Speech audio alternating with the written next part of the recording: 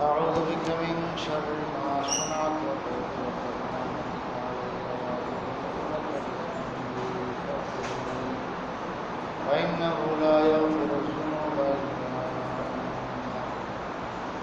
اللهم صل على محمد وعلى آل محمد كما صليت على إبراهيم وعلى آل إبراهيم إنك حميد مجيد. اللهم بارك على محمد وعلى آل محمد كما باركت على إبراهيم وعلى آل إبراهيم إنك حميد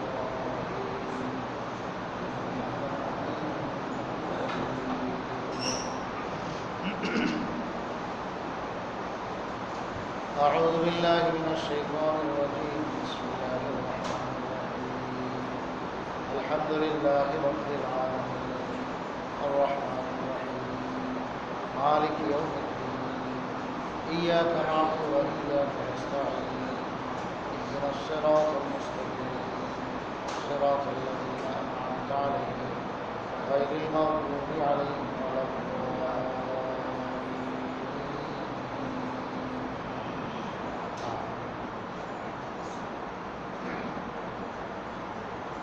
আল্লাহ পাকের লাখ কোটি শুকরিয়া আদায় করি আমরা যে আল্লাহ রাব্বুল আলামিন আমাদেরকে সুস্থ রেখেছেন এবং কোরআনে কারীমের তাফসীর শোনার জন্য আমাদেরকে মজলিসে হাজির থাকার তৌফিক দান করেছেন। এই জন্য শুকরিয়া আদায় করব আলহামদুলিল্লাহ।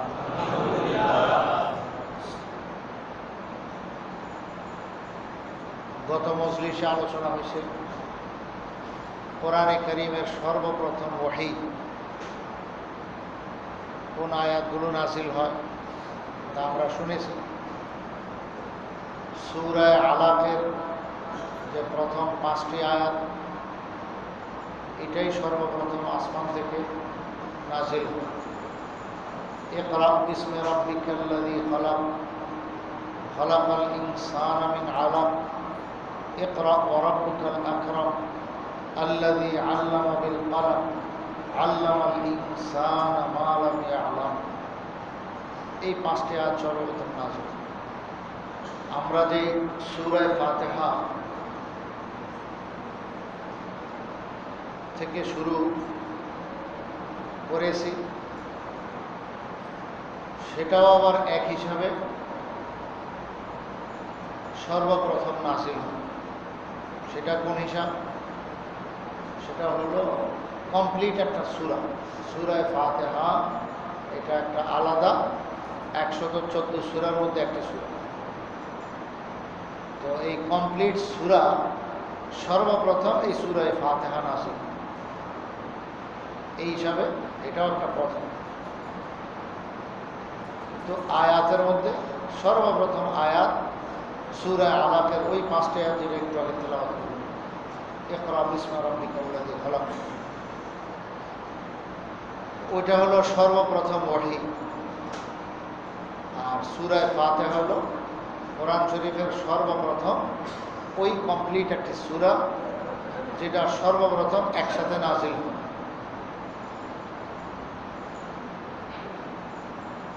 প্রথম যে ওহী 5টি আয়াত এটা নাযিল হওয়ার পর গত সপ্তাহে আমরা শুনলাম যে হুজুর আকরাম সাল্লাল্লাহু আলাইহি ওয়াসাল্লামের কি হালাত ছিল। নবুয়ত প্রাপ্তির 6 মাস আগ থেকেই রাসূল করিম সাল্লাল্লাহু আলাইহি ওয়াসাল্লামের অবস্থা কেমন ছিল গত সপ্তাহে কিছু আলোচনা আমরা শুনেছি। হুজুর সাল্লাল্লাহু আলাইহি ওয়াসাল্লাম নিজের ঘর বাড়ি ছেড়ে সেই দূরে পাহাড়ের উপরে গারে হেরা যাকে বলে সেই হেরা পর্বতের যে গুহা আছে, গার মানে গুহা, সেখানে গিয়ে অবস্থান নিছেন। একদিন নয়, 2 দিন নয়, 6 মাসের মতো একসাথে কয়েকদিনের জন্য প্রসাদপত্র, খানা দানা, পানীয় নিয়ে যাইতেন। আবার শেষ হয়ে গেলে ঘরে আসতেন। খাদিজা রাদিয়াল্লাহু তাআলা আনহা আমাদের আম্মা জান, রাসূল সাল্লাল্লাহু আলাইহি ওয়াসাল্লামের সর্বপ্রথম স্ত্রী, তিনি আবার ফায়াতাযাওয়াদু লিমিসলিহা, আবার কয়েকদিনের জন্য রাসূল সাল্লাল্লাহু আলাইহি ওয়াসাল্লামের খানা দানা পানীয় সব কিছু যোগায় দিতেন। আবার তিনি সেটা গাট্টি বাঁধা নিয়ে চলে যাইতেন সে গারে হেরাত। কি করতেন? শুধু সেখানে ধ্যান করে বসে থাকতেন, আল্লাহর ঘরের দিকে তাকায় থাকেন। কাবা ঘর ওখান থেকে স্পষ্ট দেখা যায়। এখন দেখা যাক আর না যাক, এখনকার পরিবেশ আর তখনকার অবস্থা এখন। তো কাবা শরীফের দিকে তাকিয়ে থাকতেন। আর সমাজের যেই দুরবস্থা, সমাজের যেই অবনতি, তানাজ্জুলি, এত নিম্নগতি, দিন দিন খালি নিচের দিকেই নামতেছে। মানুষের আখলাক, চরিত্র, মানুষের মনুষ্যত্ব, এটা নিয়ে পেরেশান। এদেরকে কিভাবে উত্তম চরিত্রের অধিকারী বানানো যায়, কিভাবে এদেরকে ভালো একটা পথ দেখানো যায়, যেই পথে চললে আমাদের খালেক ও মালিক সৃষ্টিকর্তা তিনি খুশি হবেন। তো সেই রাস্তার সন্ধানে আছেন, কিন্তু এখনো রাস্তা পাইতেছেন। এটাই আল্লাহ রাব্বুল আলামিন বলেছেন, মা কুনতা তাদরি মাল কিতাব ওয়ালাল ঈমান। হুজুর, আপনি জানতেন না নবুয়ত প্রাপ্তির আগে আপনাকে আমি মেহেরবানি করে ফজল, নবুয়তকে আল্লাহ তাআলা বলছেন ফজল, আল্লাহ পাকের ফজল ও করম ও মেহেরবানি, আল্লাহ পাকের বিশেষ অনুগ্রহ, দয়া, এটা যতক্ষণ পর্যন্ত আমার কাছে, আপনার কাছে আমার পক্ষ থেকে না আসছে, আপনি জানতেন না ঈমান কি জিনিস, আপনি জানতেন না কোরআনে কারীম কি জিনিস, আপনি জানতেন না হিদায়াত কি জিনিস, আপনি জানতেন না সিরাতুল মুস্তাকিম কি জিনিস, আপনি জানতেন না কোন রাস্তায় চললে রব্বুল আলামিন খুশি হবেন, খালিক ও মালিক খুশি হবেন, কিন্তু আপনি ওই রাস্তার সন্ধানী ছিলেন। এটাই সূরা ওয়াদ-দুহার মধ্যে আল্লাহ তাআলা বলেছেন, ওয়া ওয়াজাদাকা দাল্লান ফাহাদা। আল্লাহ রাব্বুল আলামিন আপনাকে পাইছেন কেমন? এরকম এক সিরাতে মুস্তাকিম, সহজ সরল পথ, যেই পথে চললে আল্লাহকে পাওয়া যাবে, সোজা সাদা সিধা কথা, সেই পথের খোঁজে, পথের সন্ধানী, কিন্তু আপনি পথ পান না, খালি খুঁজতেছেন। মনের মধ্যে এক বেচাইনি, মনের মধ্যে এক অশান্তি, মনের মধ্যে এক তলব, মনের মধ্যে এক আগ্রহ, আজ যদি এমন কোনো একটা কিছু হইত। তো এই আগ্রহ নিয়ে আপনি ছিলেন। ফাহাদা, রব্বুল আলামিন বড় মেহেরবানি করে আপনাকে ওই পথ দেখায় দিয়েছেন। তো পথের সন্ধানে দিশেহারা ছিলেন, এখন দিক আল্লাহ তাআলা ঠিক করে দিয়েছেন যে এই রাস্তায় আপনি চলেন, এটা হলো সিরাতুল মুস্তাকিম, এটা হলো সহজ সরল পথ, আল্লাহ পর্যন্ত পৌঁছার রাস্তা। তা আপনি পেয়ে গেছেন। আরো অনেকগুলো বলছেন সূরা ওয়াদ-দুহাতে যে ওয়াজাদাকা আইলান ফাআগনা, আল্লাহ তাআলা আপনাকে পাইছেন কি অবস্থা? বড় গরবত ও ফকর ফাঁকা এর অবস্থা, বড় ফকর ফাঁকা এর অবস্থা। আপনার কাছে বাহ্যিক দুনিয়ার সামান, মাল সামান, দৌলত এগুলো ছিল না। আল্লাহ তাআলা সেই দিক দিয়েও আপনাকে খুব বড় ধনী বানায় দিয়েছেন। যদিও ধন সম্পদ পাওয়ার পর তিনি হাতে রাখতেন না, খরচ করতেন জাগা মতো। ধন সম্পদ দিছেন আল্লাহ তাআলা কি জন্য? ওয়াম্মা বিনিয়ামতি রাব্বিকা ফাহাদ্দিস। আল্লাহ তাআলা ধন সম্পদ নিয়ামত যা দিছেন, হে রাসূল, এটা আপনি বহিঃপ্রকাশ করেন, বহিঃপ্রকাশ করেন। তো এই বহিঃপ্রকাশ একটা হলো বাতিনি নিয়ামত, আর একটা হলো জাহিরি নিয়ামত। জাহিরি নিয়ামত হলো আল্লাহ তাআলা আপনাকে ধন সম্পদ দিছেন, তো এটার বহিঃপ্রকাশ করেন আপনি। বাতিনি নিয়ামত হলো উলুমে নবুয়ত ওয়াহি, আসমানি ওয়াহি, যেই ওয়াহি আপনার কাছে, গায়বী সংবাদ আপনার কাছে আসছে, বাস এটা আপনার মানুষকে বলেন, এবং মানুষকে শুধু বলেন না, বুঝায় দেয়। তো দুইটা জিনিস আছে, জাহিরি নিয়ামত, বাতিনি নিয়ামত। বাতিনি নিয়ামত তো রসুল করিম সাল্লাল্লাহু আলাইহি ওয়াসাল্লাম 23 বছর যাবৎ বলতেই থাকছেন। ওয়াহি নাজিল হওয়া মাত্রই সাহাবায়ে কেরামকে ডেকে লেখায় দিতেন, বাস এরপরে ওই আয়াতগুলো মুখস্থ করায় দিতেন এবং এই আয়াতের ব্যাখ্যা বিশ্লেষণ বলতে থাকতেন আর নিজে প্র্যাকটিক্যাল আমল করতেন।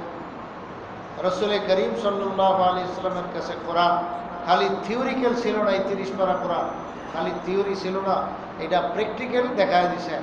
এই জন্য আম্মা জান আয়েশা রাদিয়াল্লাহু তাআলা আনহাকে যখন সাহাবায়ে কেরাম জিজ্ঞাসা করেছিলেন যে রসুল সাল্লাল্লাহু আলাইহি ওয়াসাল্লাম ঘরে আসলে কি করেন, আম্মা জান আয়েশা বড় বেতাকাল্লুকভাবে, কোনো রকমের বানাওয়াট ছাড়া ভিতর থেকে অনায়াসে যেটা বাইরেছে সেটা বলে ফেলছে। আরে আজীব কথা, তোমরা রসুল সাল্লাল্লাহু আলাইহি ওয়াসাল্লামে ঘরে আসলে কি করে সেটা জিজ্ঞেস করো। তো তোমরা কি মানুষ না? তোমাদের ঘর সংসার নাই, তোমাদের ফ্যামিলি পরিবার নাই, তো তোমাদের অবস্থা যা রসুলেরও তা।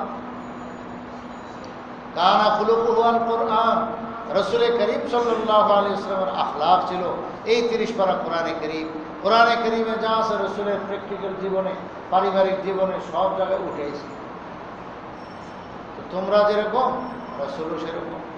রসুল করিম সাল্লাল্লাহু আলাইহি ওয়াসাল্লাম ঘরানা জিন্দেগি কীভাবে কাটাইতেন সে অনেক বিস্তারিত, আবার কোনো সময় বলবো, আজকে ওদিকে যাব না। তো একটাই ছিল ব্যতিক্রম, আম্মা জান আয়েশা রাদিয়াল্লাহু আনহা বলেছেন যে যখনই আজানের আওয়াজ শুনতো কানে, বাস সব কিছু একদম ফেলে রসুল সাল্লাল্লাহু আলাইহি ওয়াসাল্লাম আল্লাহর ডাকে মসজিদে ছুটতেন। যখনই আওয়াজ আসতো আল্লাহু আকবার, বাস আল্লাহ বড়, আল্লাহই বড়, সব বা দুনিয়ার আর কোনো যা ঝামেলা কোনোটাতে আর জড়াতেন না, বাস সঙ্গে সঙ্গে মসজিদে রওনা। যাই হোক, আম্মা জান আয়েশা রাদিয়াল্লাহু তাআলা আনহার এই কথা, কানা খুলুকুহু আল কোরআন, রসুল করিম সাল্লাল্লাহু আলাইহি ওয়াসাল্লামের আখলাক ছিল কোরআনে করিম। কোরআনে করিম যেটা ছিল এটাই রসুল করিম সাল্লাল্লাহু আলাইহি ওয়াসাল্লামের আখলাক প্র্যাকটিক্যাল জীবনে ছিল।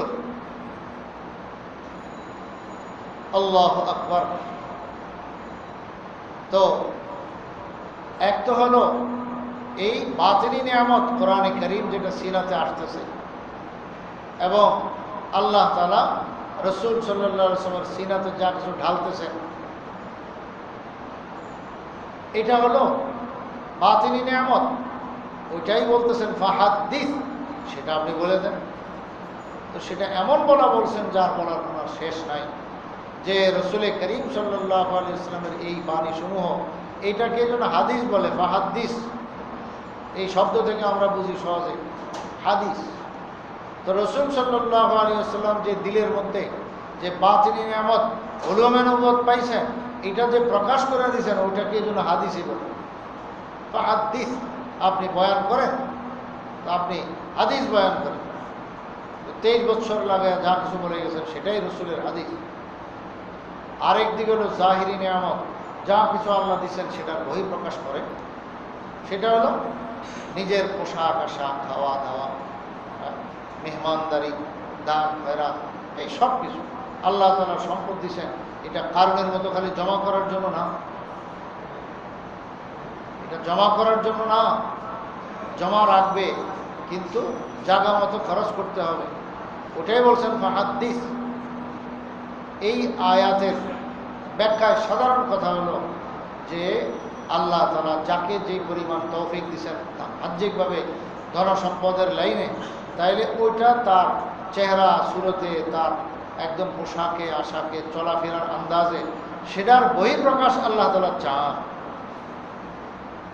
আল্লাহ তাআলা তাকে বানাইছেন কোটিপতি, কিন্তু চলে সে রাস্তার ভিক্ষুকের মতো, এটা নাজায়েজ হারাম। এটা তো ছিল সেই বনি ইসরাইলের উপরে আযাব, যে আল্লাহ তাআলা বলছেন যুরিবাত আলাইহিমুদ দিল্লাতু ওয়াল মাসকানা, আল্লাহ তাআলা তাদের উপরে দিছেন কি জিল্লতি, রুসওয়াই, বেজ্জতি এবং ফকর ফাকা এবং অভাব অনটনের সেই ছাপ চেহারাতে বহিঃপ্রকাশ পেত, এরকমভাবে তার শরীরের মাধ্যমে সেটাই প্রকাশ পেত। তাদের কোনোদিন কোটিপতি হওয়ার যে একটা ভাব, এটা তারা প্রকাশ করতেও না এবং প্রকাশ করতে জানতেও না। তো কোটিপতি কিন্তু চলতে হলো রাস্তার ভিক্ষুকের মতো। চেহারায় তাদের কোনো এরকম যে অর্থ সম্পদ আল্লাহ দিছেন সেটার প্রকাশ ঘটত না। এটা আল্লাহ তাআলা পছন্দ করেন না। তো আল্লাহ তাআলা সেটাই বলছেন, ওয়াম্মা বিনিআমাতি রাব্বিকা ফাহাদ্দিস। এই জন্য এক বুজুর্গের ঘটনা আছে, শামাইলে তিরমিজির সরা আর শামাইলুল মুহাম্মাদিয়া নামক কিতাব, সেই কিতাবের সরার মধ্যে আল্লামা বাজরি রহমাতুল্লাহ আলাইহি বড় চমৎকার লিখেছেন যে এক লোক বহুত পয়সাওয়ালা, কিন্তু তার জামা কাপড় পোশাক আশাক একবারে জেদ্দুর হইতে পারে ভিক্ষুকের মতো। তো তখন এক বুজুর্গ তাকে দেখে বলতেছিলেন যে আমার অবস্থায় কি বলে যে আল্লাহ তাআলা আমাকে অর্থ সম্পদ যেটুক দিচ্ছেন এটার প্রকাশ আমার ভিতরে আছে, আমার পোশাক আশাকে, আমার খাওয়া দাওয়া, আমার চলাফেরা, এটার প্রকাশ আছে। তো হালি তাকুলু, আমার অবস্থায় বলে যে আলহামদুলিল্লাহ, যে আমার অবস্থায় বলে মানে অবস্থা দিয়ে আমি বুঝাইতেছি আলহামদুলিল্লাহ, আল্লাহ ভালো রাখছে।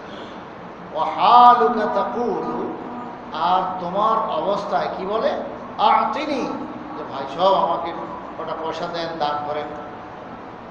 বোঝেন নাকি কথা? যে ওই বুজুর্গ বুঝাই দিছেন যে তুমি এই যে পোশাক আশাক নিছ, তোমার অবস্থা এইটা মানুষকে দয়া করার জন্য যেন একটা সাইনবোর্ড লাগাইছো। তুমি রাস্তা রাস্তা হাঁটতেছো আর মানুষের দিলকে আকর্ষণ করতেছো, তিনি আমাকে কিছু দেন, আমাকে কিছু দেন, আমি গরিব মানুষ। কেন তোমার এই অবস্থা?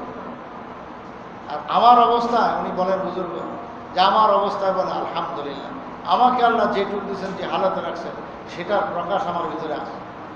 এই জন্য মনে রাখতে হবে যে পয়সা পায়া খালি এটারে লুকায় লুকায় গোপনে গোপনে রাইখা না জাকাত দেয়, না নিজের আত্মীয় স্বজনকে দেয়, না নিজের উপরেও খরচ করে, নিজের মেয়ে বাচ্চাকেও কষ্ট দেয়, খালি পয়সা জমা আর জমা, এটা জায়েজ নাই।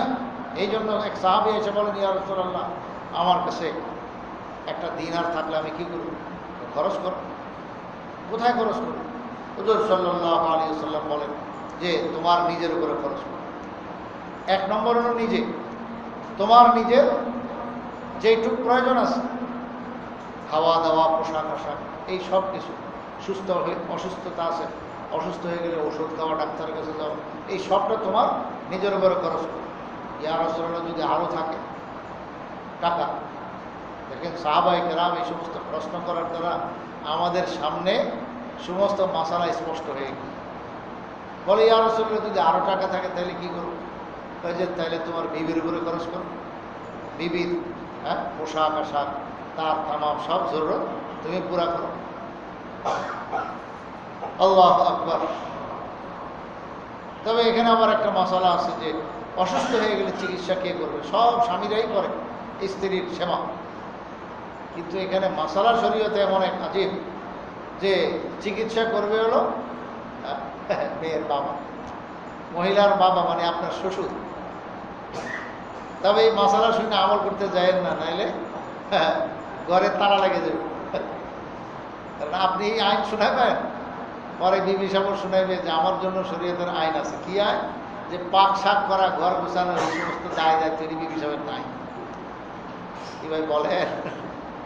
আপনি চা খাইবার জন্য চায়ের অর্ডার দিবেন, নাস্তা খাওয়ার জন্য নাস্তা অর্ডার দিবেন, আর ভাতের জন্য তো অর্ডার দেওয়াই লাগে না, বরং মাছ তরকারি আইনা রেখে দেন। তো বেচারি পাকাইতেই থাকে। তো সেও মশলা ফেলে দিবে যে এগুলো পাকানো দায় দায়িত্ব আমার নাই, তুমি হোটেলে খাইয়া নাও। বরং হোটেলে খাইয়া নিলে হবে না, আমাকে খানা খাওয়ানো এটা তোমার জিম্মাদারি। চাই রান্না করে খাওয়াও অথবা রেডিমেড খানা বাইরের থেকে কিনে না খাওয়াও। তখন দেখবেন কি বিপদ। আল্লাহ তাআলা পারিবারিক জীবনকে এমন এক সুতায় গাইতে রাখছে যে আপনি ওখানে শক্ত হইলে পারবেন, স্ত্রীও শক্ত হইলে পারবেন। আসলে উভয়ের জন্য মায়া দয়া রাখতে হবে, থাকতে হবে। সবাই উভয়ের প্রতি যেটুক দায়িত্ব আছে তার চেয়ে বেশি আদায় করার এটা তার মন মানসিকতা থাকতে হবে, এবং এটাই আল্লাহ তাআলা চান। এখন স্ত্রী অসুস্থ, যদি স্বামী সেবা করে তো এই স্ত্রী তার স্বামীর জন্য কি পরিমাণ ফেদা হয়ে যাবে, নিজের জান জীবন সব উৎসর্গ করবে যে হায় আমার বিপদ এর অবস্থায় সেই তো আমার সব কিছু দেখশন করে। তাকে আর বলতে হবে না যে খানা দানা তুমি পাকাও, ঘরের সংসারের সব দায়িত্ব পালন করো, বরং সে নিজের থেকে আদায় করে। এই জন্য মনে রাখতে হবে, আমাদের এই অনুভূতি থাকতে হবে যে আমি যে দৈনিক 2 বেলা খানা খুব রেডিমেড পাওয়া যাইতেছি, আরে 2 বেলা কি 4 বেলা, 4 বেলা কি 5 বেলা, কত বেলা আমরা খাইতেই থাকি। এই চা, এই নাস্তা, এই কফি, এই সমস্ত আগ্রম বাগ্রম এগুলো তো টুকটাক আসেই। এরপরে একবারে মোটা মোটা খানা তো সকালের নাস্তা তো আসেই, 2 বেলা আবার খানা আসেই, কি ভাই ঠিক না? এর ফাঁকে বুকে মেহমান অতিথি হয়ে গেলে আরো কত যায় ঝামেলা, এই সব কিছু তো বেচারি করতেছে। তো মনে রাখতে হবে এটা তার দায়িত্ব ছিল না, এটা আমার প্রতি বহুত বড় ইহসান করতেছে, দয়া করতেছে। ওই দয়ার কারণেই অসুস্থ হয়ে গেলে সেবা করা এটা আমি নিজেই করব এবং সবাই করে থাকি। এই জন্য এই মশলাগুলো জানার অর্থই না যে আজ থেকে আমি বস আর স্ত্রীর চিকিৎসা করব, বরং মশলা জানার অর্থ হলো যে একদিকে এই শরীয়তের বিধান, আবার উল্টা দিকে স্ত্রীর খানা দানা পাকানো, ঘর সংসার গুছানো, এই সব কাজ দায়িত্ব এগুলো তার কিছুই নেই, সেটাও স্মরণ রাখতে হবে। তো স্মরণ রেখা বুঝতে হবে যে আমি ইহসান করতেছি এবং সে আমার প্রতি ইহসান করতেছে। তো এই উভয়ের ইহসান স্বীকার করা, এটার দ্বারাই আসলে মানে সংসার জুড়বে, আর নয়তো তুড়বে, এক মুহূর্তের জন্য থাকবে না। আর ঘর সংসার কোনোদিন আইন আর বিধান দিয়ে করা যায় না, এটা সব নমনীয় থাকতে হবে, উভয়ের কাছে নমনীয় থাকতে হবে। আল্লাহ তাআলা এই জন্য এক ভাষায় বলে দিয়েছেন, কত সুন্দর কথা, হুন্না লিবাসুল লাকুম ওয়া আনতুম লিবাসুল লাহুন্না। এটার শাব্দিক অর্থ হলো যে স্ত্রীগণ তোমাদের জন্য পোশাক, আর তোমরা স্ত্রীগণদের জন্য, স্ত্রীদের জন্য পোশাক। কি অর্থ পোশাক? এখানে পোশাক মানে পোশাক না, জামা কাপড় না, এখানে অর্থ বহু গভীর। মানে মানুষ যেরকম পোশাক না হইলে তার পুরো জীবনটাই বেকার। কি ভাই, পোশাক না হইলে আপনি আমি এই মসজিদে আসতে পারতাম? পোশাক না হইলে আমি কি রাস্তায় বাইরে যেতে পারতাম? পোশাক না হইলে কি আমি অফিসে যেতে পারতাম? পোশাক না হইলে কি আমি দোকানপাটে ব্যবসা বাণিজ্যের স্থলে যাইতে পারতাম? লা হাওলা ওয়ালা কুওয়াতা ইল্লা বিল্লাহ। একটু চিন্তা কল্পনা করে দেখি আমরা যে কি দুরবস্থা। মানে আমরা চাইলে পোশাকের কাছে কত মুহতাজ। কল্পনা করে দেখি যে যদি আমার কাছে কোনো পোশাক না থাকতো, আল্লাহ আমাকে কোনো টাকা পয়সা না দিতেন, পয়সা যদি না থাকতো, পোশাকের ইন্তজাম না থাকতো, পোশাক বানানো সম্ভব না হইতো, কিনা সম্ভব না হইতো, তাইলে আমি কিভাবে কি করতাম? একটা সুতা মনে করেন দুনিয়ায় নাই, তাহলে আমাদের জন্য কি বিপদ ছিল।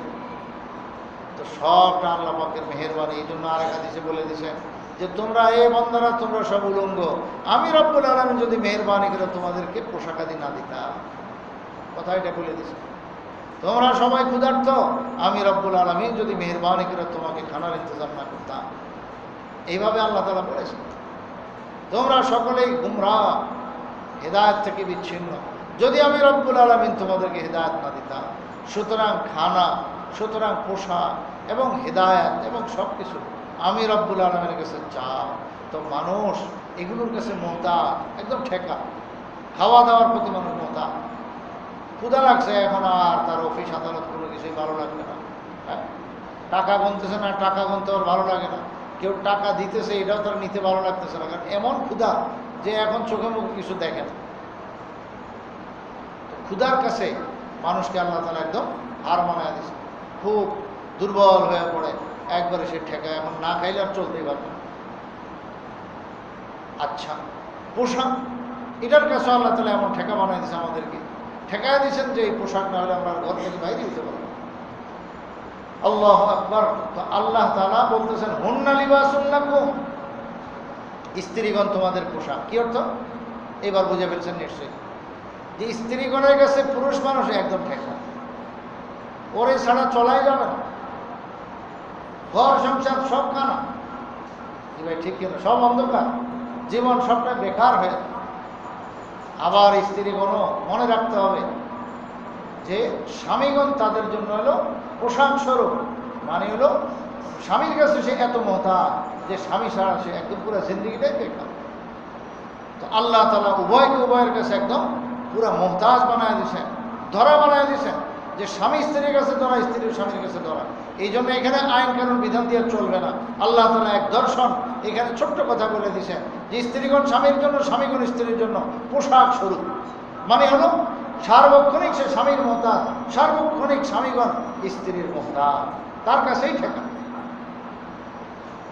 যে অসুস্থ হয়ে গেলে বাপের বাড়ি দিয়ে আসবেন, পরক্ষণে কি হবে সেটাও চিন্তা করতে হবে। আল্লাহ আল্লাহ তাআলা আমাদের বুঝার তৌফিক দান করেন।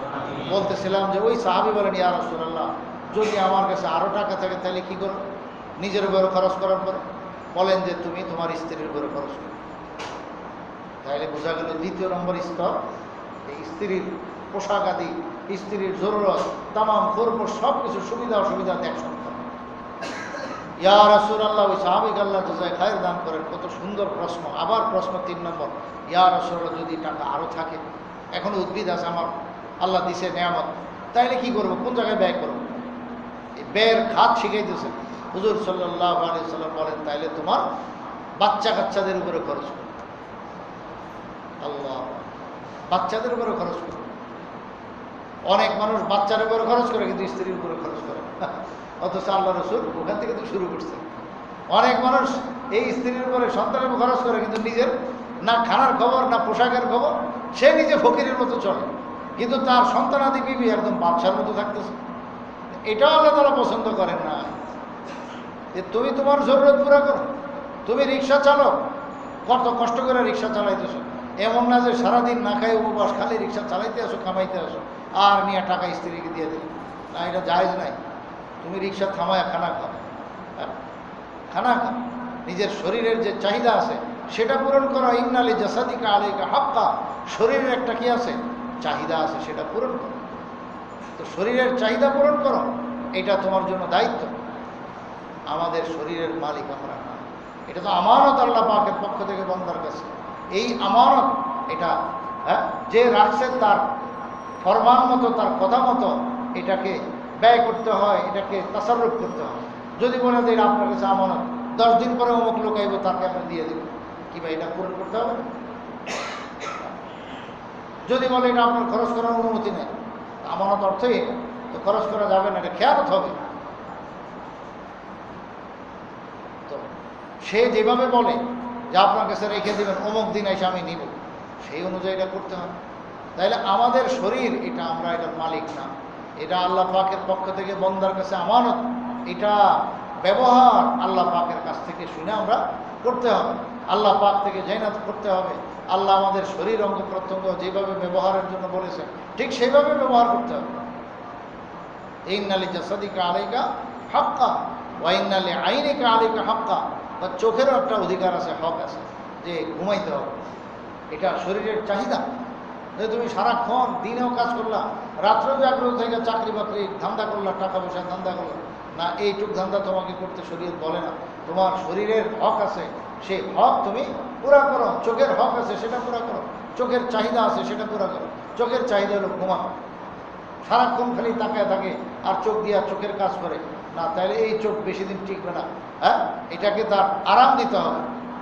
কয়েক ঘন্টা, কমপক্ষে আপনার 5-6 ঘন্টা এইটুকু তুমি ঘুমাও, তাহলে চোখের চাহিদা পূরণ হয়ে যাবে।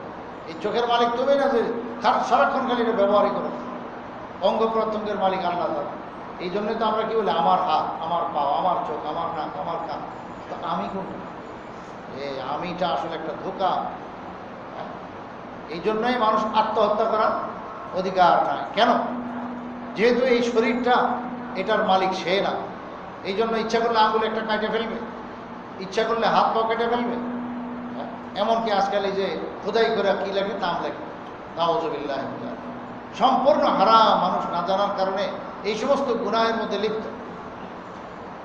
কত মানুষ আমি জানি একদম ঠিকানা সহ ইন্ডিয়া গেছে শুধু এই বিশেষ করে নাম লেখানোর জন্য। তো ইন্ডিয়া গিয়া তার সে অপারেশন কইরা কত 10-20 হাজার টাকা খরচ করে তো হাতের মধ্যে কি লিখছে, নিজের নাম লেখা আছে। এখন মাসালা যখন জানছে, মাসালা আমার কাছে জিজ্ঞেস করছে, এখন এই সমস্ত অবৈধ কাজ করে আইসা পরে এখন বিভিন্ন জনের কথা শুনা পরে মাসালার শরণাপন্ন হয়েছে।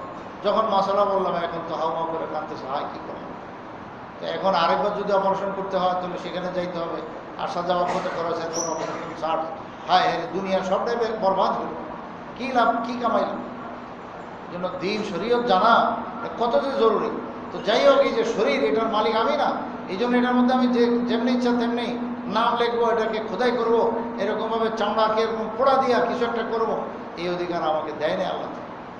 এই শরীরের মালিক আমি, এই হাতের মালিক আমি না, চামড়ার মালিক আমি না। এই জন্য তো কী বলি, আমার হাত বলি, আমার শরীর বলি, আমার আঙ্গুল বলি, আমার চামড়া বলি, আমার পশম বলি, আমার চুল বলি, কি ঠিক না? আমার রূপ, তাহলে আমি কোনটা? আসলে ধোকার মধ্যে আছে। তো এই শরীরকে যেমন ইচ্ছা তেমন ব্যবহার করা যাবে।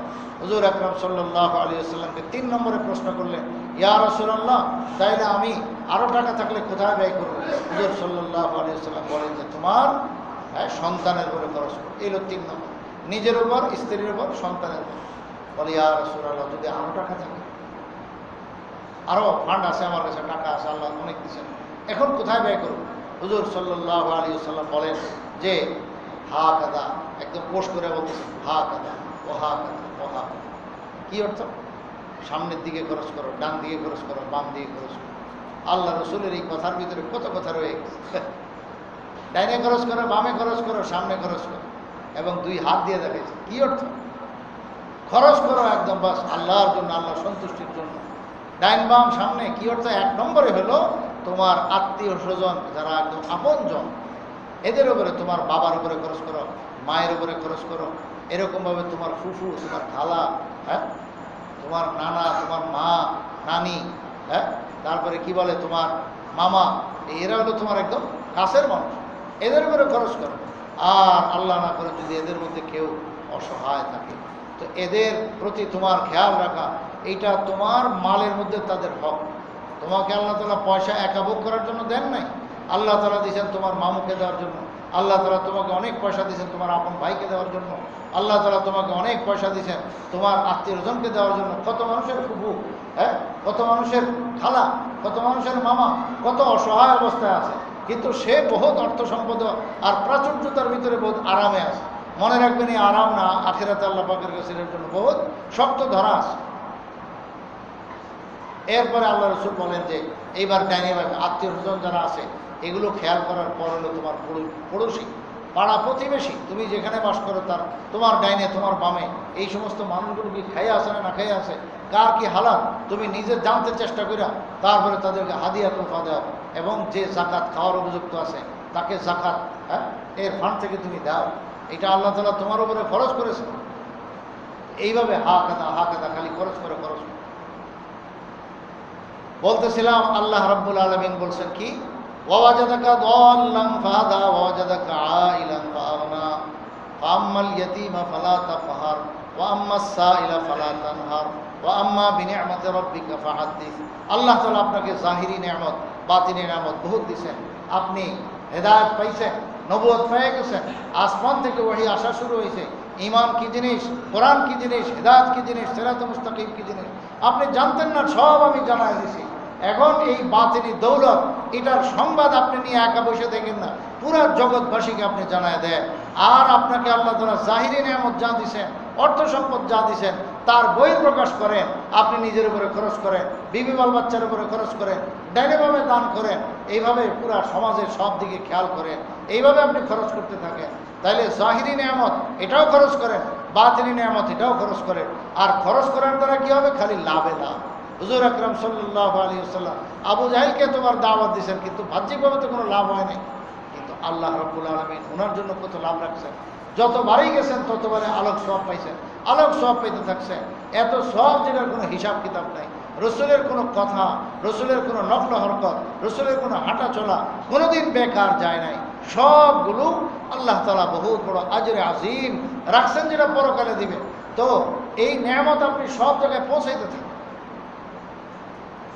হুজুর সাল্লাল্লাহু আলাইহি ওয়াসাল্লাম সেই গারে হিরা যখন এই সর্বপ্রথম ওহী পাইলেন, দেখেন যে এক হুজুর এসে গেছে, সালাম দিলেন। কে ভাই? তিনি জিবরাইল আলাইহিস সালাতু ওয়াস সালাম, মানুষের ভেসে আসছেন। আয়েশা নিজের পরিচয় দিয়েছেন, প্রথম সাক্ষাৎ পরিচয় দিয়েছেন, আমি হলাম জিবরাইল, আল্লাহ পাকের পক্ষ থেকে আপনার কাছে আসছি। আপনার কাছে কিছু পয়গাম নিয়ে আসছি, আল্লাহ রাব্বুল আলামিন কিছু কথা আপনার কাছে বার্তা পাঠাইছেন, সেটা আপনি শুনুন। কি? তখন জিবরাইল আলাইহিস সালাতু ওয়াস সালাম শুনাইলেন, ইকরা বিসমি রাব্বিকাল্লাযী খালাক খালাকাল ইনসানা মিন আলাক ইকরা ওয়া রাব্বুকাল আকরাম আল্লাযী আল্লামা বিল কলম আল্লামাল ইনসানা মা লাম ইয়ালাম। 5টি আয়াত অর্থ তো পড়েন, ইকরা বিসমি রাব্বিক, আপনার রবের নামে আপনি পড়েন। বাস এখানেই রাসূল সাল্লাল্লাহু আলাইহি ওয়াসাল্লাম আটকে গেলেন। জিবরাইল ভাই, আমি তো পড়তে পারি না, আমি পাঠক্ষম নই, আমি পাঠ এরকম তেলাওয়াত করা, পাঠ করা, কোনো লেখা কিছু পড়া, এই ক্ষমতা আমার নাই। আমি অক্ষর জ্ঞান অক্ষর জ্ঞান আমার নাই, আমি তো উম্মি, তো আমি তো লেখাপড়া করি না, লেখাপড়া জানি না, তো আমি কিভাবে পড়ব?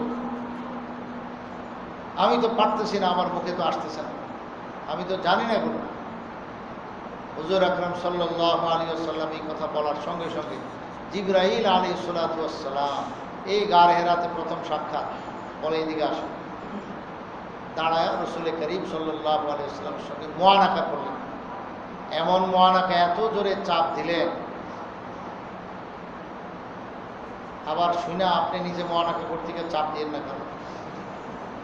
মনে করেন এটা সুন্নত, এখানে চাপ দেওয়ার ভিন্ন উদ্দেশ্য আছে, একটু পরে এখনই বুঝবেন।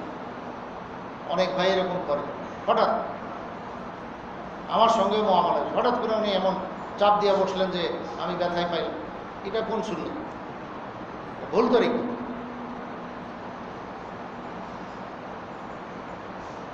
আপনি যাকে চাপ দিলেন সে তো আনপ্রস্তুত, সে তো আর জানে না। মুআনাকার যে তরিকা, মুআনাকা, এটার নাম আমরা দিচ্ছি আজকাল কোলাকুলি, কোলের ভিতরে লওয়া। কোলের ভিতরে লওয়া না ভাই, কোলের ভিতরে নিলে কোলাকুলি দেয়। মুআনাকাও আমাদের নষ্ট হয়ে গেছে। মুআনাকা আর ওই শব্দ অনক থেকে, অনক মানে ঘাড়, গর্দান, গর্দান না এটা, অনক, অনক শব্দ থেকে মুআনাকা মানে হলো গর্দানের সঙ্গে গর্দান দুইজনের লাগানো। আমার গর্দান আপনার খান্দের সঙ্গে গর্দানের সঙ্গে লাগাইলাম, আপনারটা আমার গর্দানের সঙ্গে লাগাইলাম, তো গর্দানের সঙ্গে গর্দান লাগানো, এটার নাম হলো মুআনাকা। কিন্তু দেখা যায় মানুষ করে কি, কোলাকুলি। আর ঈদের সময় এলে তো সেটার নামে ঈদের কোলাকুলি, আরেক হাঙ্গামা লাগাই দেয়। ঈদের কোলাকুলি, কোলাকুলি বলতে কোনো কিছু নেই, আসলে হলো মুআনাকা। এখন এটার যদি কেউ বাংলা অনুবাদ এইভাবে করে, তাহলে এই শব্দ থেকে ধোকা না খায়। এটার যদি বাংলা অন্য কোনো শব্দ না থাকে, এই কোলাকুলিই থাকে, হইল। কিন্তু এটার অর্থ এটা না যেটা আমরা বুঝতেছেন যে বুকের লগে বুক, পেটের লগে পেট লাগাইল। আরে ভাই, বুকের লগে বুক, পেটের লগে পেট লাগানো তো না যায়, যেটা তো জায়েজ তরিকা মতো হলো। গর্দানের সঙ্গে গর্দান লাগাইতে বলা হয়েছে, সেটা হলো মোহাব্বতের উচ্চ স্তর, যে সেটার প্রকাশ। হুজুর সাল্লাল্লাহু আলাইহি ওয়াসাল্লাম মুসলমান পরস্পর মুলাকাতের যে আদাব শিক্ষা দিয়েছেন, সেই আদাবের মধ্যে আছে প্রথমে সালাম দেওয়া, মুখে আসসালামু আলাইকুম বলা। আসসালামু আলাইকুম কত স্টাইল করে আমরা বলি আসসালামু আলাইকুম, এটা বুঝতে হবে, এটা স্টাইল না, এটা গলত। আসসালামু আলাইকুম কোনো শব্দ নয় আরবিতে, এটা আ দিয়ে বলতে হবে, আ। এরপর হলো সিন, আচ্ছা। তো আসসালামু আলাইকুম স্পষ্ট বলতে চাই, বলা শিখি আসসালামু আলাইকুম। এটা অভ্যাস করলাম, আসসালামু আলাইকুম, এটা কোনো শব্দ নেই। তো আসসালামু আলাইকুম এটা হলো আদব, মোলাকাতের আদব। একজন মুসলমান আর এক মুসলমান ভাইয়ের সঙ্গে সাক্ষাতে এটা বলবে, তো এটা হলো প্রথম কাজ। আচ্ছা, এখানে আসসালামু আলাইকুমের মধ্যে যদি সে বাড়াইতে চায়, তাহলে ওয়ারাহমাতুল্লাহ, তাহলে আরেকটু বেশি নেকি হলো। যদি আরেকটু বাড়াইতে চায়, তাহলে ওয়ারাহমাতুল্লাহের পরে ওয়াবারাকাত, এখানে কিন্তু শেষ। তাহলে তিনটা কালিমা হলো আসসালামু আলাইকুম, ওয়ারাহমাতুল্লাহি ওয়াবারাকাত। এক সাহাবী এসে বলেন আসসালামু আলাইকুম, হুজুর সাল্লাল্লাহু আলাইহি ওয়াসাল্লাম বলেন ওয়ালাইকুম আসসালাম ওয়া রাহমাতুল্লাহ। এই শব্দটা বাড়াইছেন, জবাবের মধ্যে বাড়ানো, এটা হলো সুন্নাত। দ্বিতীয় আরেকজন সাহাবী এসে বলেন আসসালামু আলাইকুম ওয়া রাহমাতুল্লাহ, রাসূল সাল্লাল্লাহু আলাইহি ওয়াসাল্লাম বললেন ওয়ালাইকুম আসসালাম ওয়া রাহমাতুল্লাহি ওয়া বারাকাতুহু। এবার আরেকটা বাড়ছেন, তৃতীয় নম্বর আরেক সাহাবী এসে বললেন, আসসালামু আলাইকুম ওয়া রাহমাতুল্লাহি ওয়া বারাকাতুহু। কয়টা বলছেন ভাই? তিনটা। রাসূল সাল্লাল্লাহু আলাইহি ওয়াসাল্লাম এবার কি বলবেন এটা অপেক্ষায় আছে। রাসূল জবাব দিলেন, ওয়া আলাইকুম আসসালাম ওয়া রাহমাতুল্লাহি ওয়া বারাকাতুহু। এবার সাহাবী বলেন, ইয়া রাসূলুল্লাহ, আগের দুজনকে তো একটা প্রার্থী দোয়া দিয়েছেন, রসুলের দোয়া সবাই পাইতে আগ্রহী, এই সালাম কত বড় দোয়া, অনেক বড় দোয়া, তবে যে দেয় সে নাকি বেশি পায়, সে নাকি বেশি পায়। এবং সালামের মধ্যে সিনিয়র জুনিয়র নেই যে আমি সিনিয়র কাজে আমি অপেক্ষা করি সালামটা পাবো না। রসুল সাল্লাল্লাহু আলাইহি ওয়াসাল্লাম বাচ্চাদেরকেও সালাম দিতেন, সাহাবায়ে কেরামকে রসুল সালাম দিতেন, বরং রসুলের আগে কেউ সালাম দিতে পারতেন না। এখন চিন্তা করেন রসুল কত সিনিয়র আর সাহাবায়ে কেরাম এখানে কি করবেন, কোনো নিসবত তুলনা আছে যে জুনিয়র করবেন আপনি? রসুল তো রসুলই তো, পয়গম্বর সবাই দূরে দূরে সালাম দেন। এবং সাহাবায়ে কেরাম বলেন, আমরা রসুলের সঙ্গে পারতামই না আগে সালাম দেওয়া, হ্যাঁ দিবে দিবে ভাবতেছি রসুল দিয়েই ফেলেছে, বা আমাদের বেশিরভাগ এরকম ধরা খাইতাম আমরা। আল্লাহ, সালামের ব্যাপারে সিনিয়র জুনিয়র চিন্তা করা যায়। তো যাই হোক, হুজুর সাল্লাল্লাহু আলাইহি ওয়াসাল্লামকে বলতেছেন, ইয়া রাসূলুল্লাহ, আপনি তো বাড়াই দিয়েছেন সবার একটা একটা, তো আমি কি দোষ করলাম? আপনি তো আমার লেগে রাখেন না, তিনটা আছে তিনটাই আপনি বলে ফেলেছেন, তো কাজে এখন এই সমান সমানে থাকবে। তো কেউ যদি সালামের মধ্যে একটা বলে তাহলে জবাবে যদি একটা বাড়া বেশি বলে, কেউ দুইটা বললো তাহলে জবাবের মধ্যে আরেকটা বাড়া তিনটা বলবে। আর যদি সালাম দিনেওয়ালায় তিনটা বলে ফেলছে তাহলে জবাব দিনেওয়ালা এই তিনটাই হুবহু উত্তর বলবে। এবং যদি সালাম দিনেওয়ালা যেটুক বলছে ওইটুক যদি জবাবে না বলে তাহলে কিন্তু ওয়াজিব তরক হবে। আসসালামু আলাইকুম রহমতুল্লাহ একজনে বললেন, আপনি বললেন ওয়ালাইকুম আসসালাম, হয় নাই, আপনার ওয়াজিব আদায় হয় নাই, আপনি গুনাহগার হইলেন, ওয়াজিব তরক হয়ে গেল। মনে রাখতে হবে, বাড়তি বলা এটা হলো ভালো অবস্থা, কিন্তু যেটুক সে বলছে এইটুক বলা হলো ওয়াজিব, ওটা বলতে হবে। সে দুটা বললে আপনি দুটা বলতে হবে, সে তিনটা বললে তো আপনার বলা তিনটা দায়িত্ব, তিনটাই বলা দায়িত্ব। যদি একটা বলে আপনি খামোশ থাকেন তাহলে ওয়াজিব তরক হবে। যাই হোক, এরপরে যদি আরেকটু বেশি মহব্বত হয় তাহলে মুসাফা করেন। মুসাফা এই শব্দটাও আরবি শব্দ।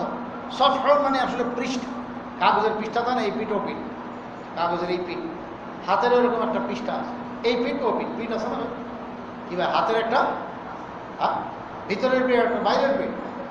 তো বাইরের পিঠ যেটা এটাকে বলে সফহাতুন, মানে পৃষ্ঠা, সাইড, দিক। তো হাতের এই তালু যেটা এইটা হলো হাতের ভিতরের দিক, আর হাতের বাইরের দিক হলো উল্টা দিক, হাতের পিঠ। হাতের পিঠ হলো সফহা। এখন এই সফহাতুন থেকে মুসাফাহা শব্দ, বাবে মুফাআলা, যারা আরবি পড়াশোনা করেছেন, মিজান সরফ মুন সাহেব এগুলো পড়েছেন তারা বুঝেন, ওলামায়ে কেরাম ছাড়া এগুলো সবাই বুঝবে না। মানে হলো দুইজনে মিলে যেই কাজটা করে সেটাকে আরবিতে এই একটা বাব আছে, বাবে মুফাআলা বলে। ওই বাবের যে শব্দ, ওই অধ্যায়ের শব্দ ওখান থেকে আসে। তাইলে মুসাফাহা কি অর্থ হলো, যে আমার হাতের পিঠ আপনার হাতের পিঠের সঙ্গে, এবং আপনার হাতের পিঠ আমার হাতের, মানে আপনার হাত আমার হাতের পিঠের সঙ্গে লাগা, উভয়ের হাতের পিঠের সঙ্গে লাগানো। এখন দেখেন এটার স্বাভাবিক সুরতে হলো দুই হাতে মুসাফা করা। দুই হাতে মুসাফা করলে কি হলো, যে আমার হাতের পেট আপনার হাতের পেটের লগে লাগে, সঙ্গে আরেকটা যে হাত আছে সেই হাত দ্বারা আমি কি করলাম, আপনার হাতের পিঠের উপরে লাগাই, এবং আপনার যে আরেক হাত রয়ে গেছে সেই হাতটা আমার হাতের পিঠের মধ্যে লাগাই। তাইলে দোনো দিক থেকে হাতের পিঠের উপরে লাগানো হল। এই হলো আরবি শব্দ মুসাফাহা। ঠিক এরকম মুআনাকা, যদি আরো বেশি মহব্বত হয় তাহলে আপনি মুআনাকা পর্যন্ত করবেন। প্রথমে সালাম হলো, পরে মুসাফা হলো, পরে মুআনাকা, একদম গর্দানের সঙ্গে গর্দান লাগান। এইটা হলো সুন্নত তরিকা। কিন্তু আমরা করি হলো পেট লাগাই, বুক লাগাই, যার নাম আমরা বলি কোলাকুলি তরিকা। এটা আসল তরিকা হলো সেই গর্দানের সঙ্গে গর্দান লাগানো এবং শরীরকে তার দূরে রাখা। এগুলো ট্রেনিং দেওয়া নেই, ওলামায়ে কেরাম থেকে ভালো করে শিখা নেই। জিবরাইল আলাইহিস সালাতু ওয়াস সালাম রাসূল করিম সাল্লাল্লাহু আলাইহি ওয়াসাল্লামের সঙ্গে এখানে শুধু মুআনাকা করেন নাই, এখানে একবারে পুরা ধৈরা রসুলের সিনার সঙ্গে নিজের সিনা লাগায় একবারে খুব জোরে ঘষা দিলেন, চাপ দিলেন। তা আমি এখান থেকে কথা বললাম যে খবরদার, এটা আপনি আবার সুন্নত মনে করেন না, আপনি আমার কাউকে এরকম ধরে চাপ দিন, এটা নিয়ম না। হুজুর সাল্লাল্লাহু আলাইহি ওয়াসাল্লামকে খুব জোরে সোরে চাপ দিলেন, চাপ দিয়ে ছেড়ে দিয়েছেন। আচ্ছা, জিবরাইল আলাইহিস সালাতু ওয়াস সালাম প্রথমবার চাপ দিয়ে ছেড়ে দিলেন, এবার বলতেছেন পড়েন, ইকরা বিসমি রাব্বিকাল্লাযী খালাক, প্রথম ওহী নাযিল হলো, আপনি পড়েন। হুজুর সাল্লাল্লাহু আলাইহি ওয়াসাল্লাম আগের উত্তরটাই বলেন, আমি তো পড়তে পারতেছি না, আমি তো পড়তে পারতেছি না, মা না বেকারি, আমি কোনো পড়ুয়া মানুষ নয়। অথবা অর্থ হলো পড়ুয়া মানুষ হইল, এখন আমি পড়তে পারতেছি না, আমার ভিতর থেকে আসতেছে না। দোনো ব্যাখ্যা আছে। হুজুর সাল্লাল্লাহু আলাইহি ওয়াসাল্লাম বলেন, নিজেই পরে ঘটনা সব শুনেছেন, নাহলে আমরা জানবো কোত্থেকে। জিবরাইল আলাইহিস সালাম আমাকে বললেন, আচ্ছা এদিকে আসেন।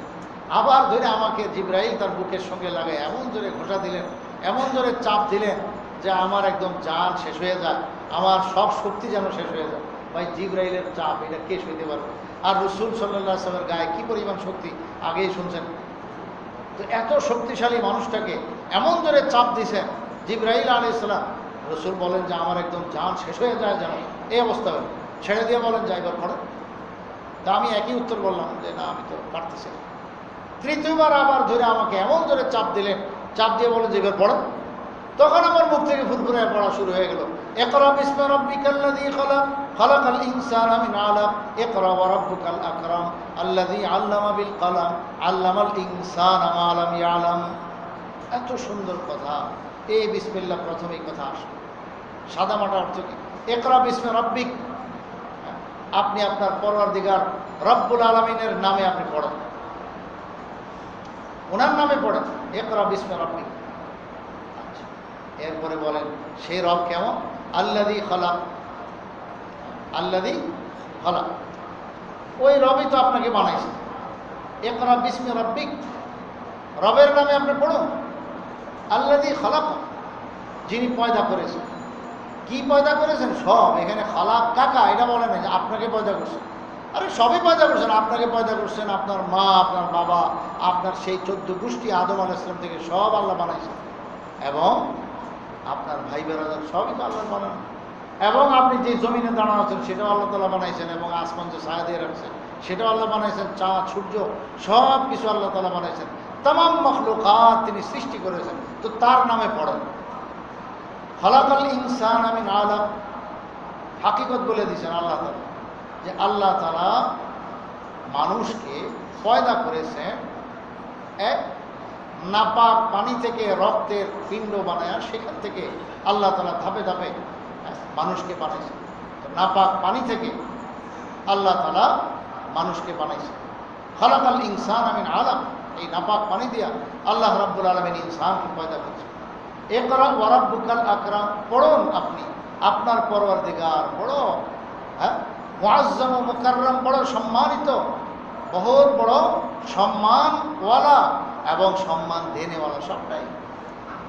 আল্লাযী আল্লামা বিল কলম, যিনি কলম দ্বারা শিক্ষা দিয়েছেন। এই বিসমিল্লাহ প্রথম ওহীর মধ্যে কলমের কথা এসে গেছে, যে যিনি কলম দ্বারা শিক্ষা দিয়েছেন। আল্লাযী আল্লামা বিল কলম, কলম মানে কলমে, বাংলা আমরা কলমে বলি। তো এই কলম দ্বারা যিনি শিক্ষা দিয়েছেন, আল্লাহু আকবার। প্রথম ওহীর মধ্যে কি বড় কথা বলে দিয়েছেন। তাম শিক্ষার মূল গোড়াতে হলো কলম। কলম না থাকলে কোনোদিন লেখাপড়া কোনো কিছুই সম্ভব হইতো না। আজকে কোরআন কিতাব যা কিছু আমাদের কাছে আছে, দ্বীন শরীয়ত সংরক্ষিত আছে, আল্লাহ তাআলা সেটা কাগজের মধ্যে আপনার সেই কলমের, উলামায়ে কেরামের কলমের কালি দ্বারা, কলম দ্বারা সব লেখায় গেছে। আল্লাহ তাআলা লেখায় দিচ্ছেন। এই সব কিছু রাসূল করিম সাল্লাল্লাহু আলাইহি ওয়াসাল্লাম লেখায় গেছেন।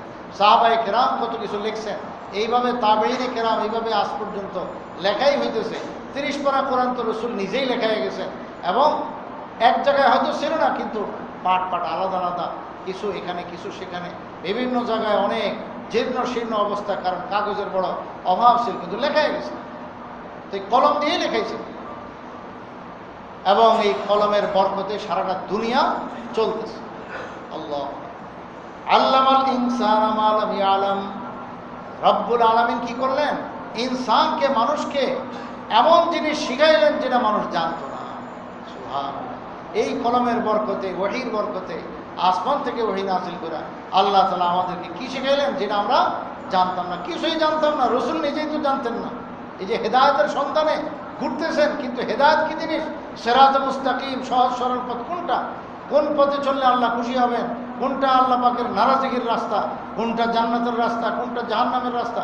কোনটাই জানতেন না আপনি। আমি রব্বুল আলামিন মেহেরবানি করে ধৈর্য না আপনাকে এই সব জানায় দিলাম। এই হলো 5 আয়াত।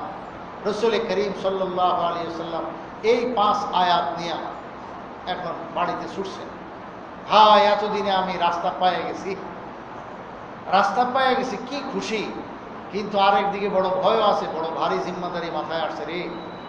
এখন ঘরে গিয়েই প্রথমে হযরত খাদিজা রাদিয়াল্লাহু তাআলা আনহার সঙ্গে সাক্ষাৎ। গিয়া বলতেছেন যে আমার সঙ্গে তো আজকে এই ঘটনা ঘটে গেল। কি ঘটনা ঘটছে সেটা বলে দিয়েছেন। আচ্ছা, এই ঘটনা বলার আগে এখানে বলে নেই রসুল করিম সাল্লাল্লাহু আলাইহি ওয়াসাল্লামকে কেন এত চাপ দিলেন বুকের সঙ্গে জিবরাইল আলাইহিস সালাম মানুষ বেশে আইসে ওনার বুকের সঙ্গে। রসুলের সাইডে মানুষ বই না, রসুলের বুকের সঙ্গে ওনার বুক লাগায় এত জোরে চাপ দিলেন, ব্যাপারটা আসলে ওই যে বলতেছিলেন যে আমি পড়তে পারতেছি না, আমার পড়ার ক্ষমতা নাই, এগুলো বলতেছিলেন। আল্লামা রশিদ আহমদ গঙ্গোহী রহমতুল্লাহ আলাইহি বহুত বড় ইলমের অধিকারী ছিলেন। পাক ভারত উপমহাদেশে একজন শ্রেষ্ঠ আলেমে দ্বীন ছিলেন। বহুত বড় মুত্তাকি পরেজগার আল্লাহওয়ালা ছিলেন, যার ইলমের বদৌলতে, যার তাকওয়া পরেজগারের বদৌলতে, যার দোয়া মুনাজাতের বরকতে দারুল উলুম দেওবন্দ মাদ্রাসা প্রতিষ্ঠা হয় এবং যার পরে পুরা পাক ভারত উপমহাদেশে ইলমের এক দরিয়া আল্লাহ তাআলা বহায় দিয়েছেন। তো এইটা সম্পূর্ণ ওনাদের বরকত। রশিদ আহমদ গঙ্গোহী রহমতুল্লাহ আলাইহি ছিলেন এই দারুল উলুম দেওবন্দের আসল মুরব্বী। ওনার পরামর্শেই মাদ্রাসাটা পরিচালিত হইত। সেই রশিদ আহমদ গঙ্গোহী রহমতুল্লাহ আলাইহি বলেছেন, লামেউদ দারারি নামক কিতাবে আছে, বুখারী শরীফের ব্যাখ্যা গ্রন্থে হযরত কুতুবুল শাহ ইমাম রব্বানী রশিদ আহমদ গঙ্গোহী রহমতুল্লাহ আলাইহি বলেন, রসুল করিম সাল্লাল্লাহু আলাইহি ওয়াসাল্লামকে বুকের সঙ্গে জিবরাইল আলাইহিস সালাম এরকম জড়ায় ধইরা কেন এরকম জোরে চাপ দিলেন? আসলে ব্যাপারটা ছিল জিবরাইল আলাইহিস সালাম তো পুরাটাই নূরে নূর, জিবরাইল ফেরেশতা তো নূরেরই তৈরি, পুরাটাই নূরে নূর, আলোই আলো। রসুল করিম সাল্লাল্লাহু আলাইহি ওয়াসাল্লামের সিরাতে আল্লাহ রাব্বুল আলামিন যেই আলো আর নূর এবং রোশনির যে মার্কাজ বানায় রাখছেন, সেই মার্কাজ এটা এখনো প্রকাশ ঘটে নাই, এটার ভিতরে বিশাল বড় আপনার যোগ্যতা নিয়ে আছে। জিবরাইল আলাইহিস সালাম নিজের বুকের সঙ্গে লাগায় যখন ঘষা দিয়েছেন, যেন মেজবাতির মধ্যে ঘষা দিলে যেরকম আগুন ধরে যায়, জিবরাইল আলাইহিস সালাম রসুল করিম সাল্লাল্লাহু আলাইহি ওয়াসাল্লামের এই সিনা মুবারকের সঙ্গে যখন লাগায়া যখন ঘষা দিয়েছেন, তো ভিতর থেকে তার যে যোগ্যতা এবং আলো সেটা বাইরে গেছে। এই জন্য একবার না দুইবার না ট্রাই করছেন, তৃতীয়বারে গিয়ে উনি কামিয়াব হয়ে গেছেন।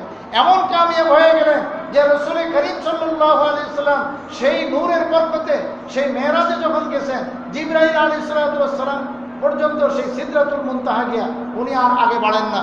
ইয়া রাসূলুল্লাহ, সামনে আর আমার যাওয়ার কোনো ক্ষমতা নাই, আমি এত বড় শক্তিশালী হলে কি হবে? 600 ডানা আছে আমার, এক এক ডানা পুরো দুনিয়াকে উল্টানোর জন্য যথেষ্ট, কিন্তু আমি এত শক্তিশালী হলে কি হবে? আমার আর সিদরাতুল মুনতাহা থেকে উপরে যাওয়ার অধিকার নাই, ক্ষমতা নাই, সাহস নাই, এখানে তো আপনি যাবেন। হুজুর আকরাম সাল্লাল্লাহু আলাইহি ওয়াসাল্লাম সেখান থেকে আরো কত উপরে গেছেন, এর কোনো হিসাব কিতাব কেউ বলতে পারবে না। এত উপরের জগতে, উর্দু জগতে সব কিছু রসুল করিম সাল্লাল্লাহু আলাইহি ওয়াসাল্লাম শান্তভাবে, শান্ত মাথায় চোখ দিয়া দেখা সব ফলো করে, অবলম্বন করে, একবারে সব কিছু হজম করে সুন্দর মতো আবার মেরাজের রাত্র শেষ করে আবার সেই সকাল সকাল ভোরে ভোরে মক্কা মুকাররমায় পৌঁছে গেছে। এমন যোগ্যতা, যেই যোগ্যতার কোনো কুল কিনারা নাই। আল্লাহ তাআলা ঘোষণা দিয়ে দিয়েছেন সব নবীদের, আপনি হলেন সবার শ্রেষ্ঠ নবী। সুবহানাল্লাহ। এই ঘোষণা তো প্রথম দিনে দেয় নাই, ওহী তো আসা শুরু হয়েছে, আস্তে আস্তে সব জানাই দিয়েছেন। ওয়া খাতামান নাবিয়্যিন, কোরআনে কারিমে আল্লাহ তাআলা নাজিল করে দিয়েছেন, আপনি সর্বশেষ নবী, আপনার করার কোনো নবী নাই। সমস্ত নবীগণের সরদার, সাইয়্যিদুল মুরসালিন, সমস্ত রাসূলগণের সরদার। এবং বলছেন ওয়ালা ফখরা, আল্লাহ তাআলা এটা আমাকে বলার জন্য, ঘোষণা দেওয়ার জন্য অর্ডার দিয়েছেন, তাই বলতেছি। আমার ভিতরে কোনো গর্ব নাই, আত্মগর্ব নিয়ে আমি বলতেছি না, বরং ওয়াম্মা বিনিআমাতি রাব্বিকা ফাহাদ্দিস, আল্লাহ তাআলা যে আমাকে অর্ডার দিয়েছেন, ভিতরে যে বাতিনি দৌলত আছে, নিয়ামত আছে, সেটা আপনি বহিঃপ্রকাশ করেন, সেটা আপনি বলতে থাকেন। আপনাকে আমি সৈয়দুল মুরসালিন বানাইছি, ঘোষণা দিয়ে দেন। আপনি খাতামুন নবীয়িন বানাইছি, এটাও ঘোষণা দিয়ে দিন। আল্লাহু আকবার। পরকালের বিচার হিসাব কিতাব শুরুই হবে না আপনার কথাবার্তা ছাড়া, আপনার হুকুম ছাড়া। সুবহানাল্লাহ। তো বিশাল কাহিনী আপনারা জানেন, কোনো সময় বলব। যাই হোক, রাসূল করিম সাল্লাল্লাহু আলাইহি ওয়াসাল্লামের ভিতরে যে যোগ্যতা ছিল, সেটার বহিঃপ্রকাশের জন্যই জিবরাইল আলাইহিস সালাম এই নাড়াচাড়া দিলেন। তো এরপরে বাস সব কিছু বাইরে গেল। এমন পড়াই পড়লেন যে সারা দুনিয়াকে অক্ষম বানায় ফেললেন। এমন কালামুল্লাহ শরীফ তেলাওয়াত করছেন, যেই কালামুল্লাহ শরীফের ব্যাপারে নিজেই চ্যালেঞ্জ দিয়ে গেছেন। কোরআনে কারীমে বলছেন ফাইলাম তাফআলু ওয়া লাম তাফআলু, আল্লাহ তাআলা বলছেন যে কোরআনে কারীম যদি মনে করে মোহাম্মদ বানায় তাহলে ফাতু বিসূরাতিন মিন মিসলি, কোরআনের মতো একটা সূরা বানাও। আচ্ছা, বড় সূরা লাগবে না, ছোট্ট বানাও, বেশি লাগবে না, একটাই বানাও। হ্যাঁ, অল্প ছোট্ট ইন্না আতাইনাকাল কাউসার যে সূরা, এর মতোই একটা বানাও না কেন, দেখি কে পারো। এই চ্যালেঞ্জ ওপেন ছিল। আরবের সমস্ত মানুষ শুনছেন, সবার কানে গেছে। যত সাহিত্যিক ছিল কেউ কোনোদিন জব দেয় নাই, আজও পর্যন্ত কেউ মাথা নাড়তে পারে নাই, কিয়ামত পর্যন্ত কেউ পারবেও না। এটাই আল্লাহ তাআলা অগ্রিম ভবিষ্যৎবাণী করে দিয়েছেন কোরআন শরীফে। ফাইলাম তাফআলু, যদি না পারো। মাঝখানে ওয়ালাম তাফআলু, মনে রেখো কশিন কালেও চেষ্টা করে কোরআনের মতো কোরআন বানানো তো দূরের কথা, বড় সূরাও দূরের কথা, ছোট্ট একটা সূরাও দূরের কথা, একটি আয়াতও তোমাদের পক্ষে বানানো সম্ভব হবে না। এই জন্য আবু জাহেল যতই উপরে উপরে মানা করুক, রাসূলের বিরোধিতা করুক, দিলে দিলে সে বড় আফসোস করতো যে সে এই সমস্ত কথা কই পায়, এই কালাম এগুলো তো আমার দাদাও বানাতে পারবে না, এত সুন্দর কালাম সে কই পায়। তো বুঝতো কিন্তু মানতো না। ফাইলাম তাফআলু ওয়া লাম তাফআলু, কোশ্চেন কেন পারবে না কোরআনের মতো কোরআন বানাইতে? তাইলে কাজ কি তোমাদের? ফাত্তাকুন নার, জলদি আখিরাতের সেই আযাব, জাহান্নাম যে আসতেছে না মানার কারণে, সেটার জন্য ভয় করো। ফাত্তাকুন নার আল্লাতী উইদ্দাত লিল কাফিরিন। ঠিক আছে তো? ফাত্তাকুন নার আল্লাতী উকুদুহা আন-নাসু ওয়াল হিজার। তো আল্লাহ তাআলা বলেন ওই জাহান্নামকে ভয় করো, মানে ঈমান আনো। যদি ঈমান না আনো তাহলে ওই জাহান্নামকে ভয় করো, আগুনকে ভয় করো, যেটার ইন্ধন আর লাকড়ি হবে কি? মানুষ জাতি, আর হলো হিজার এবং পাথর। ব্যাখ্যা অনেক লম্বা, এগুলো ইনশাআল্লাহ যখন আসে বলব। তো উইদ্দাত লিল কাফিরিন, এই জাহান্নাম এটা প্রস্তুত করে রাখা হয়েছে কাদের জন্য? কাফেরদের জন্য। তো কাজেই ওই আগুনকে ভয় করো। যাই হোক, হুজুর আকরাম সাল্লাল্লাহু আলাইহি ওয়াসাল্লাম এই ওহী পাইয়া আয়েশা গেলেন খাদিজা রাদিয়াল্লাহু তাআলা আনহার কাছে। আয়েশা তামাম সব কিসসা কাহিনী শুনাইলেন। খাদিজা রাদিয়াল্লাহু তাআলা আনহা প্রথম ঠেলায় বলে ফেলছেন যে আমি বুঝছি, এতদিনে আমার মনের স্বপ্নটা পূর্ণ হলো। আমি তো আপনাকে চিনি, আমি বুঝতেছি যে আপনার দ্বারা কিছু একটা হবে, কিছু একটা হবে, কিন্তু কি হবে এটা তো জানি না। এতদিনে আমার সেই ভিতরের কথাটা আজকে প্রকাশ করার সুযোগ পাইলাম। হ্যাঁ, আপনাকে আল্লাহ তাআলা রিসালাত দান করেছেন, নবুয়ত দান করেছেন, বহুত বড় কপাল আপনার, মাশাআল্লাহ। আপনার স্ত্রী আমি, আপনি আমার স্বামী, তো আপনি নবুয়ত পেয়ে গেছেন, আল্লাহ পাকের পক্ষ থেকে পয়গাম পেয়ে গেছেন, ও বহুত বড় সুসংবাদ। এবং বলছেন যে এটার উপরে আমি 1 নম্বর ঈমান আনলাম। হযরত খাদিজা রাদিয়াল্লাহু তাআলা আনহা 1 নম্বর ঈমান নিয়ে আসছেন। এরপর আবু বকর ওনার দোস্ত, এক বয়সী আবু বকর রাদিয়াল্লাহু তাআলা যখন শুনছেন, সাথে সাথে ঈমান আনছেন। আলী রাদিয়াল্লাহু আনহু পিচ্ছি বয়সের ছিলেন, অল্প বয়সের, তো তিনিও শুনে ঈমান আনছেন। এরা সব হলো প্রথম মুসলমান। 6 নম্বরে মুসলমান হয়েছেন হযরত আব্দুল্লাহ ইবনে মাসউদ রাদিয়াল্লাহু তাআলা আনহু। আব্দুল্লাহ ইবনে মাসউদ রাদিয়াল্লাহু তাআলা আনহু বিশিষ্ট সাহাবী, আল্লাহ রাসূলের বিশিষ্ট খাদেম। তো তিনিও 6 নম্বর সিরিয়াল পেয়ে গেছেন, মুসলমান হয়ে গেছেন। আর এদিকে রাসূল সাল্লাল্লাহু আলাইহি ওয়াসাল্লামের এই কথাগুলো শুনে এরা তো মুমিন হয়ে গেলেন। এখন খাদিজা রাদিয়াল্লাহু তাআলা আনহা নিজে বড় কৌশল করলেন। এখানে অনেক কাহিনী আছে। 1 নম্বর হলো যে খাদিজা, আমার তো বড় আশঙ্কা হয়, লাকাদ খাশিতু আলা নাফসি। খাদিজা রাদিয়াল্লাহু আনহা বলেন কোনো টেনশন নেই, ইনশাআল্লাহ আল্লাহ তাআলা আপনাকে জয় বরবাদ করবেন না, আপনার দ্বারা আল্লাহ তাআলা বহুত কাজ দিবেন। এখানে উনি যে বললেন আমার বড় ভয় হইতেছে, কিসের ভয়? ভয়টা ছিল হলো যে এই যে দায়িত্ব পাইলাম, আল্লাহ পাকের পয়গাম মানুষের দ্বারে দ্বারে ঘরে ঘরে মানুষের কানে পৌঁছানোর দায়িত্ব, বহুত বড় জিম্মাদারি। এই জিম্মাদারি পাইলাম, এটা ঠিক মতো আদায় করতে পারবো কিনা, কারণ আদায় করতে পারলে তো বহুত বড় নিয়ামত। আল্লাহ পাকের কাছে জাযার কোনো হিসাব কিতাব নাই, এত বড় জাযা দিবেন, কিন্তু যদি কমতি হয় তাহলে তো আল্লাহ পাকের কাছে বহুত এটার খেসারত আছে। তো কাজে আমি পারবো কিনা আল্লাহই জানে। তো আম্মা জান খাদিজা রাদিয়াল্লাহু তাআলা আনহা সান্ত্বনা দেওয়া শুরু করলেন যে শীতকালেও আল্লাহ তাআলা আপনাকে বরবাদ করবেন না, আল্লাহ তাআলা আপনার দ্বারা বহুত কাম নেবেন, বহুত কাম নেবেন, আপনি চলেন তো কয়ে নিয়ে গেলেন ওয়ারাকা ইবনে নাওফলের কাছে। ইনশাআল্লাহ আজিজ সামনের মজলিসে বলবো ওয়ারাকা ইবনে নাওফলের কাছে কেন নিলেন, কি বললেন ইনশাআল্লাহ আজিজ। এগুলো হলো ওহী নাযিল হওয়ার একদম প্রথম ঘটনা। এগুলো বলার পরে ইনশাআল্লাহ ধারাবাহিক সূরা ফাতিহা আসবে। আপনারা ব্যস্ত হয়ে যাবেন না যে কি রে সূরা ফাতিহা যে কয় না করে কি তাফসীর করতেছে, যা কইছে এগুলো তাফসীর না, কোরআনের বাইরের কথা, সব কোরআনে পাকের কথা। ওহী কেমনে নাযিল হলো, প্রথম কিভাবে আসলো, সেই কথার থেকেই শুরু, সেটাই সূচনা। সেখান থেকে ইনশাআল্লাহ আমরা ধারাবাহিক সূরা ফাতিহাতে আসবো। আল্লাহ তাআলা আমাদেরকে সবাইকে বুঝার আমল করতে। আলহামদুলিল্লাহি রাব্বিল আলামিন ওয়াসসালাতু ওয়াসসালামু আলা সাইয়্যিদিল আমবিয়া ওয়াল মুরসালিন ওয়া আলা আলিহি ওয়া আসহাবিহি আজমাইন।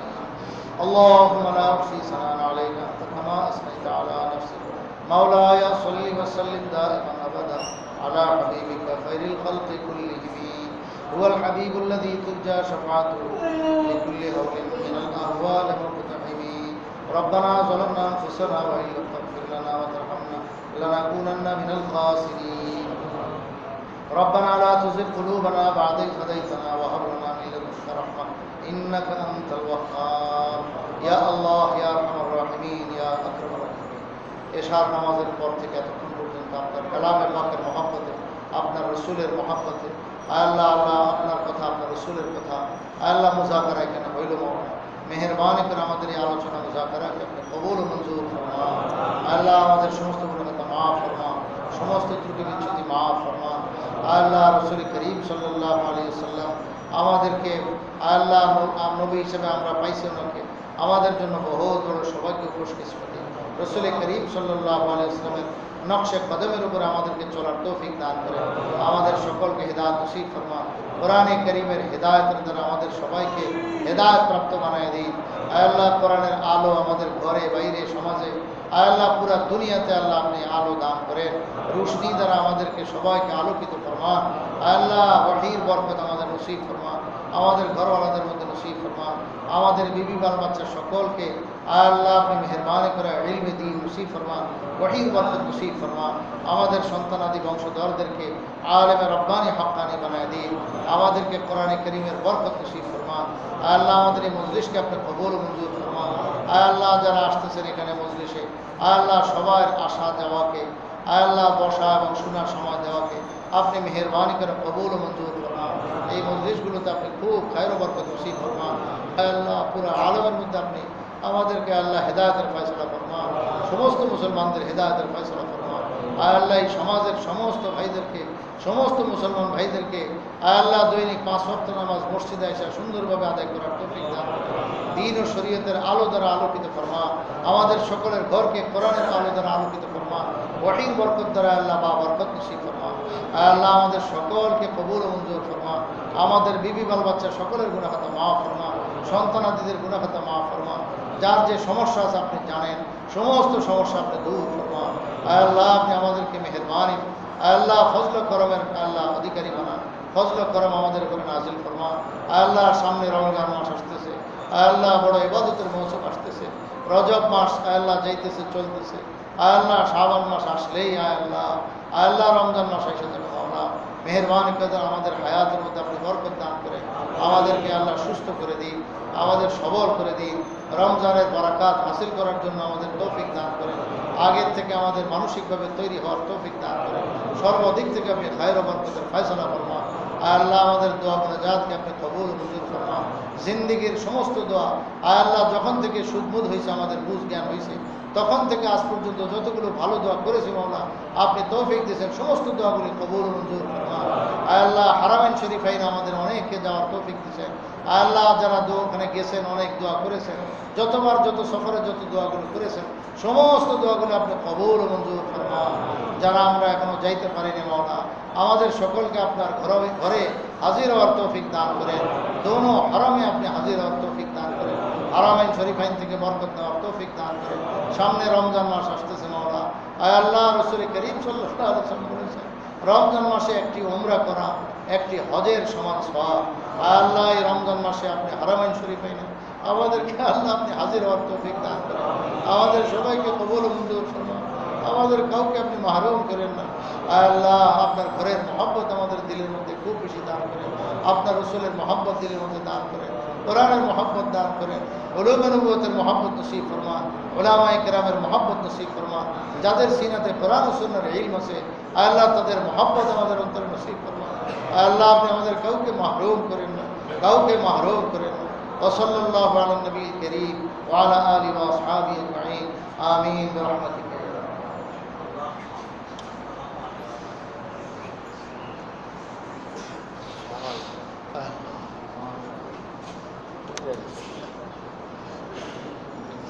السلام عليكم. وعليكم السلام.